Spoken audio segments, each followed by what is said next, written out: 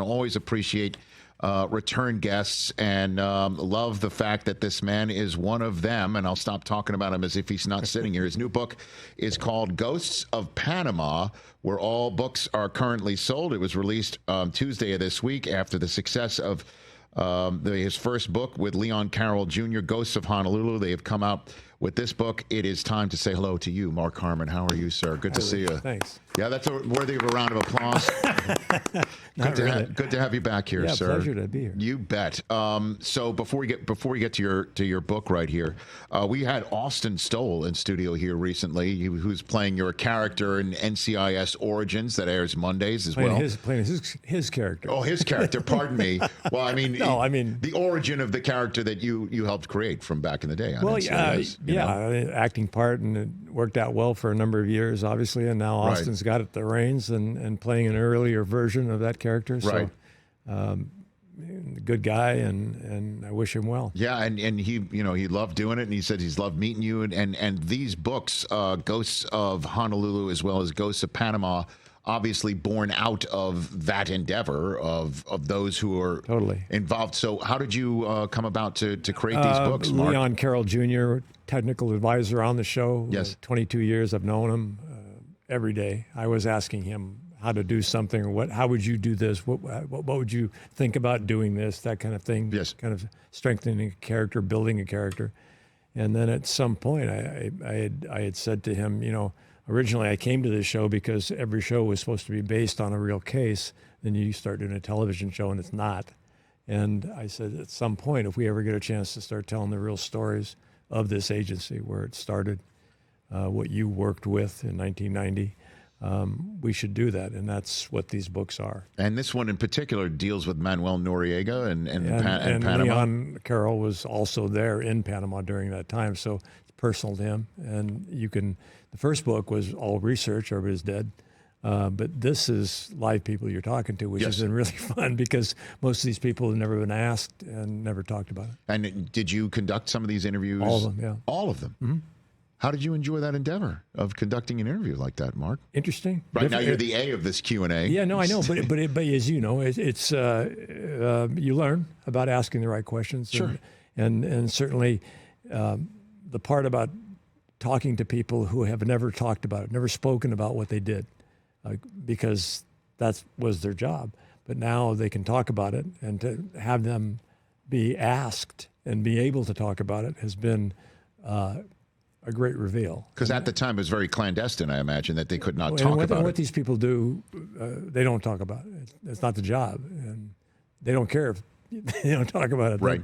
That's what they do. And over 20 years of doing a show, I just gained a respect for that. And it's a quiet work that they have always done, and they take pride in it. What's one of your favorite stories that you've elicited from one of these interviews? Well, I just in general, you take this book, Operation Just Cause, Manuel Noriega, Panama, from school, from talking to people you think you know pretty much about that story, which I did. Mm-hmm. And then you jump into it to start researching it for something like this, and you realize you knew very little. Really a powder keg, a very dangerous place to be at that time. And people were there with their families, which made it doubly difficult. And just putting their lives on the line to get the job done. Yep. And did they, at any point in time, talk to you about your show and how, Yeah, I don't. And it's funny, Rich, I don't.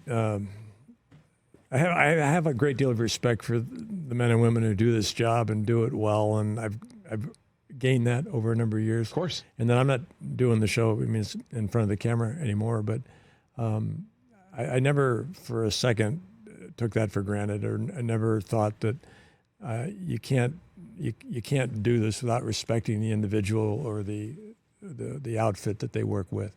And now maybe I have a bit of a chance to pay that back. Mark Harmon here on the Rich Eisen Show. Everybody get Ghosts of Panama, perfect for this time of year when you're looking for any gifts to give anybody. A great book. It's called, again, Ghosts of Panama, available right now wherever you get your books. Again, your autograph is on our back wall 2 times over on a Rose Bowl seats that we have right behind Chris right there, as well as a a Billy Wyatt stealing home baseball bat. I saw the bat. Yeah, the bat's over there, right behind Chris, hanging on the wall. So we see your name every single day. Do you ever like dream that you're playing for UCLA again? Do you ever wake up one morning and go, oh, you're back in uniform for UCLA? Never once. Never once. Never once. No. So okay, and so your tenure playing football for UCLA began. Did you beat Tom Osborne in your first career win? Or was Tom Osborne not there I didn't yet? beat Coach Osborne. I was on a team that defeated his team. You know. Okay. But I look at. I'm not. That's not what I'm saying. Just Rich as a kid, I mean, that's all I dreamed about, is being able to strap on a headgear and walk out there in the Coliseum one day. You know, my dad was a broadcaster, and I would spend Sundays sometimes at Ram games, yes, running copy up and down from the press box, you know, to the basement where the printer was. Sure. And I used to look at that tunnel that the players came out of and said, wow, wouldn't it be something one day to come out of that tunnel, you know, wearing a uniform. That was it. That was really a dream. And so, did your dad display the Heisman Trophy in the house? Was it somewhere? Display it. He had a desk that he always had, and in his den, he had that trophy there on the desk. It was also next to the Maxwell, you know, and some others. Yes. But I just remember as a kid, you know, and you had to reach across the desk because it was on an upper shelf, but you couldn't get to it physically without leaning across to grab it. And I remember trying to grab both legs and lift it. Of the Heisman Trophy? As a kid. And it didn't budge. It's a heavy trophy. I mean, he used to tell a story about when he was awarded the trophy, how he took it and handed it right to his mother, who was up there with him, and it about put her through the floor. This was at the 1940? 1940. Heisman Trophy. He was University of Michigan. Yes. Your dad's a legend on that campus. Yeah, he is. He certainly is. He certainly is, and his name gets mentioned. And you know, and obviously, when you talk about great quarterbacks in the history of University of Michigan, with Tom Brady being there, and hopefully the new kid that they just are going to get signed in the next couple of weeks will be part of that legacy. Your dad is always mentioned in that regard. So he was one who inspired you to say, "Hey, maybe I could come and play for." He never talked about it, Rich. He didn't. It wasn't something he woke up in the morning thinking about, and he believed that if you wanted something or or worked at something, you needed to have that burn inside you, individually. Yes. And he didn't talk about it much. I wish he had. I'd know more. So you were the UCLA quarterback 72, 73, and 74, or just 72, no, 73? 2 and 3. I came out of junior college. So what was it like being the University of California, Los Angeles? Wow. Pardon me. Sorry. You can't make that mistake very often. The UCLA quarterback. What was it like being the UCLA quarterback at the time when Wooden is doing his thing with everybody on the basketball side of things? You know, I would. The locker room for football was right across from Pauley Pavilion. Yes. And I used to, I was an early out because I was a quarterback, and I also held on field goals and stuff. So I would always need to get out there early, and part of that was getting dressed, and I'd always walk across from the locker room and sit in the top part of Pauley to put my shoes on every day. And every day on the court with one ball boy was Coach Wooden in a pair of sweats, in a Letterman jacket, doing set shots from around the key. Pop, pop, pop, pop. Ball boy kicking the ball back out to him. To him. You're watching John Wooden shoot hoops. I sure was, every day. Whoa. How was his shot? Like you'd think, like an All-American from Indiana. I remember another day, Bill Walton came down. I heard him because Bill always rode a bicycle on campus, and he had a 10-speed with a seat like jacked out of Bolivia. It was so high, right? And he would carry that down the steps into Pauley, and he'd walk it across the edge of the floor and then go to the locker room with it. But there he was. He came down, and there was Coach Wooden shooting. He never looked at him. Bill took it around the perimeter, and as he went by, you could hear Coach say it. He said it very calmly, but the acoustics inside Pauley. Yeah. He said, "Bill, get a haircut," right? And Bill just didn't say a word, picked that bike up, went right back up the stairs, and probably drove down to the village to get a haircut. Yeah. You would hear John Wooden tell Bill Walton to cut his hair. Get a haircut, that's it. Because there was a story about that. There was a story about his senior year, and I knew this because I played with his brother, Bruce, and Bill apparently went to him and said, "Look, Coach, I've been here for 3 years, and at the time it was Vietnam and all that, and he had a little bit of a growth of a beard, and his hair was a little longer, and he said, you've been told us it's important to speak up for what we believe in, and this growth I have a little bit on my face, my hair, it's a statement of how I feel, and my stance on." And he said, "Bill, I admire you telling me this. I admire your stance and what you think, what you believe, what you feel in your heart, and we're going to miss you." And he got another haircut. So, wow. yeah. Great stories, Mark. Great stories. Mark Harmon here on the Rich Eisen Show. I've got some other aspects of your life and career that we've put together. And I don't know if we did this before with you one of the many times you've been here, but a segment called Celebrity True or False, where you tell us what's true and what's not. Okay. Okay, here we go. Hit it. Celebrity True or False. You can't handle the truth. There you go. That's our production value. Oh, got it. Okay. Have you ever worked with Jack Nicholson? No. Any way? Never once. No. Okay. Okay, here we go. First up, true or false? Mark Harmon, your first acting job was a Product 19 commercial with your dad, Tom Harmon. That is true? He was a spokesman for Kellogg's product? Kellogg's Product 19, like a brand of Kellogg's cereal. Oh, by the way, it was one of my favorite cereals growing up. I'm not kidding you. It was not something that was on the breakfast table, so I don't know much about it, but I did a commercial, yeah. Okay. And, oh, gosh. We ate breakfast in the backyard. There it is. Yeah, and how about that shirt? Wow. Jeez. That shirt just about put me in the ground. So Wrong colors. So you were just sitting and having breakfast in the backyard? That was your first? No, it never happened. But yeah, and I had a line at the end of it. Yeah. What was your line? Do you remember? I let Dad win. It was his ball. Okay. I think. All right. Something like that. So it We looks like played basketball at the top end of the Okay, we were I got playing it. one-on-one, which we did do. But Looks like a very wholesome breakfast on the Harmon very, table right there, very. Mark. I'm not gonna lie to my you. mom there too. So that's your mom right there? Yep. Okay. So this is your first. So did you get the acting bug off of this? No. or- That came later. Not at all. That came No. later. All right. So let's get into your acting career. Okay. True or false? Sean Connery's role in The Presidio, the 1988 film that you did with him, was originally offered to Marlon Brando. Didn't know that if it was Okay.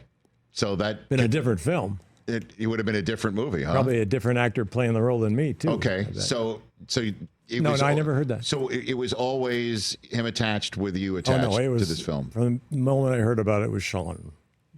What was it like being on the set with Sean Connery? Bigger than life. I mean, my impulse about what I thought that might be when I first met him was big. I mean, I was just a kid, and the idea of standing up on a mark next to 007 was daunting a little bit. Do you have a good story, a good Sean Connery story from the Presidio, Mark? I just remember that we shot on the Presidio for a long time, and the Presidio had a golf course, and Sean loved playing golf, and I just know that I was in every early shot and every very late shot, and he got to play golf. so I know he was happy about that. But other than that, I don't. Well, I mean, it's funny because we've had Andy Garcia on this show. Yeah. He said, was it him or Costner who said this, that Connery would do a lot of his roles in The Untouchables with his golf pants and shoes on, knowing that he was only shot from the waist up. I had some of that too. You did too. Yeah. Yeah, no, he was. I'm talking out the door, Rich. He was. I mean, you sometimes didn't get a second take. I mean, it was like he had a tea time and he was gone. and yeah. And would he communicate that to you? No, like no, just gone. I mean, no, nope. Okay, not like just saying get this right because Nope. I've got a shot. No, I'm not going to say he didn't care, but he didn't care. All right, next up, Mark Harmon. True or false? When you were on the West Wing and playing Secret Service Special Agent Simon Donovan, Alice and Janney, one of your co-stars, broke the news to you that Aaron Sorkin was eventually going to kill your character off of the West Wing. Day 2. Yep. Day 2, she told us? Yeah. And you had no idea? No, I said, how do you know that? And she just said, because we're getting along too well. What? She said, yeah, they're going to kill you. And which was news to me, because all I had was one paragraph of dialogue. That's we were in Montana on a family vacation and at a ranch, and I got a note that Aaron Sorkin wanted to have me do this show, and he sent a paragraph of the character talking, a piece of the dialogue, and on that is what I based going to work very soon, like a couple of days after that. But that's all I knew about the character when I accepted the role, and then, you know, the rest of the material came, and he was right about getting killed. And so day 2, you're on the set with Alice and Janney. Yeah. And then what happened? And she says, welcome and all that. And we were in the makeup trailer, I think. And she said, they're going to kill you. And I said, how do you know that? And she said, because we're getting along too well. Damn. And then sure enough, one day you receive a script and you see... Dead. Yeah. Memorable, but dead. That's right. Very memorable. Yeah. Because is it true that's what put you on the radar screen for NCIS? That's a story I heard, but I don't know that that's true. We shot it in New York, and the crew was shocked. I mean, when we shot it, and they kept it kind of quiet, and we shot it, and people were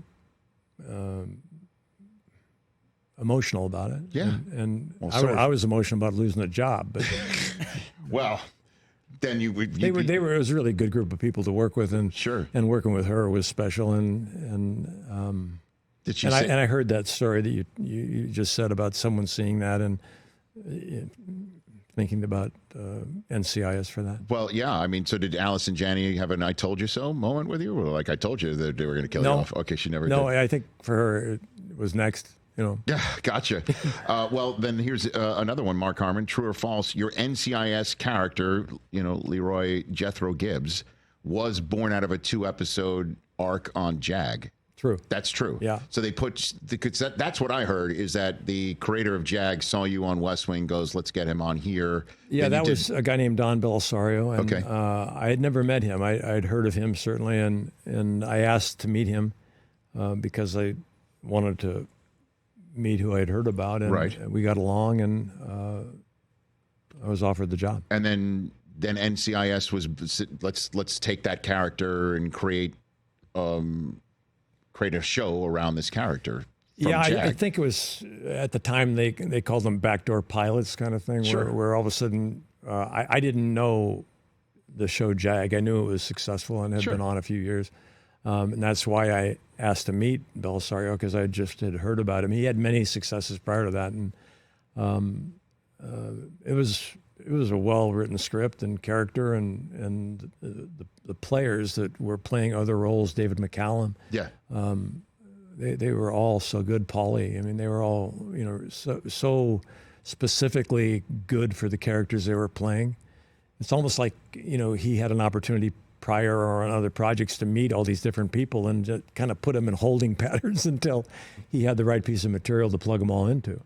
And I was part of that. So, yeah, it worked. And how many seasons you do NCIS? 22? No, not me. I think I did like 17 or 18. If somebody had told you, like when you're on doing your 2-episode arc on JAG, saying this character is going to give you 17 years of I would have television, laughed. right? Yeah, I would have been hysterical, because as an actor, a TV actor, you're thinking, if I get a couple years out of this, or 3 years, 3 years, 4 years, I mean, stop. You're thinking too long. Right. I mean, I'd done a couple of series shows, and one I think went 4.5 years or 5 years or something, and I thought that was unbelievable. Right. But when you're talking 20, I mean, you're talking Ozzie and Harry. And Yeah, stuff I like was that. about to say chasing down Gunsmoke. right, Like right. no one's ever thinking you're going to be doing that. you Yeah, know? and now, I mean, I'm not there anymore, but Sure. they're into like 22 or 23 or whatever it is. Unreal.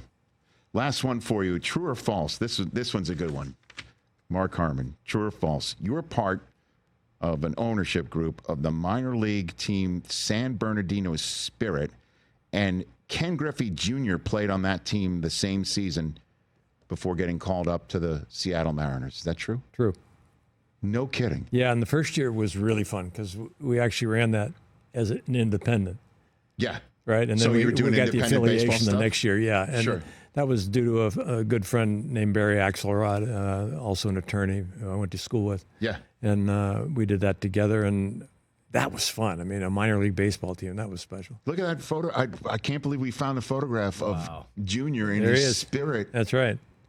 uniform. Yeah, So did the Mike guy, and this is just a little park, Rich, is just out in San Bernardino, and Right. but he was special. Even You could tell. Oh yeah, he was special, and I still remember the broadcaster every time he came to the plate. It's Griffey time. He would light it up. Did you meet the kid? Yeah, he was just a kid. He was Just a child. yeah, and but a cut above. You could tell that. I'm not a scout, but Of course, they but I were. mean, you're a fan. You're But I know, you're but an he athlete. was terrific, and you knew he was going somewhere. Yeah. Do you enjoy being a part owner of a baseball team?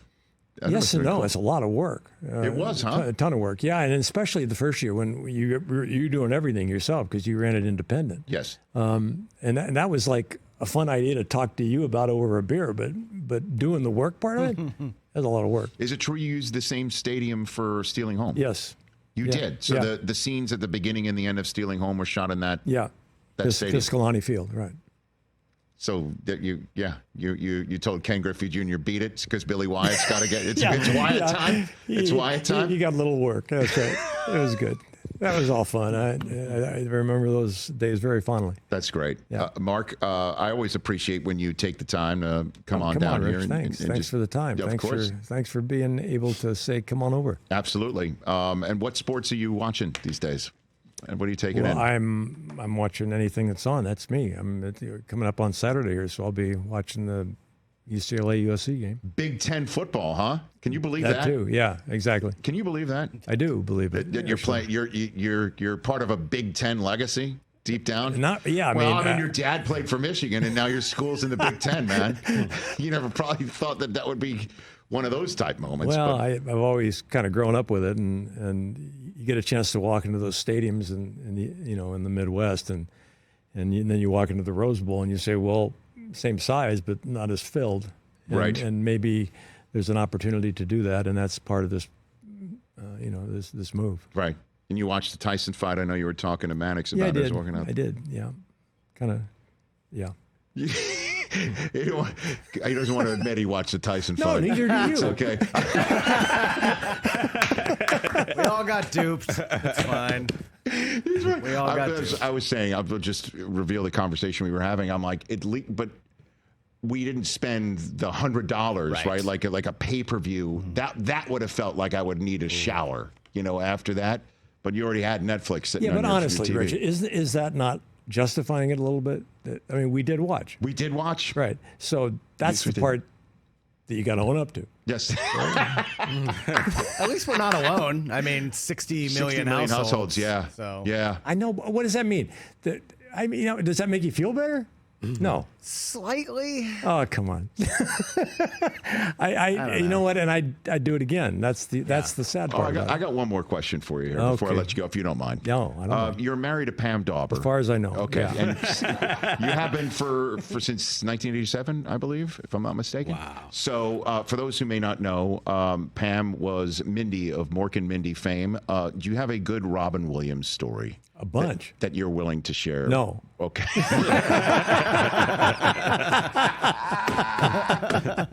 I'm sorry. It's like really like a cold answer, but those are her stories, and if she wants to reveal them, that's great. But anything that he's ever been with you? Any a few conversation? things, yeah. Early on, and there were some things where we were in the same place at the same time, and just really talented, crazy talented individual. And I had seen him prior to at the Comedy Store a number of times, even before the Mark and Mindy stuff. But, Right.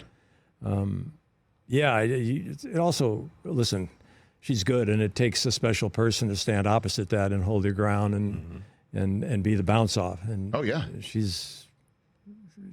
I don't know how she did it because it's hard work. And she made it look easy. For sure with him. I just didn't know if there was something where he came over to the house or anything, that sort of thing. Or okay. Yeah, there was a time early on at one point where he came by, but it was a very brief come by, and he never actually came into the house.